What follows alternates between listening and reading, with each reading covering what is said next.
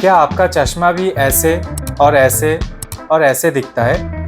इसका मतलब है आप अपना चश्मा हर दिन साफ नहीं करते, जिसके कारण ओवर द टाइम धूल मिट्टी जमा होते होते आपका चश्मा फाइनली ऐसे दिखने लगता है। एंड ऐसे गंदा चश्मा हर दिन पहनने के कारण एक सर्टेन टाइम के बाद आपको माइग्रेन पेन भी होने लगता है, जो आपके हेल्थ के लिए बहुत बुरी चीज़ है।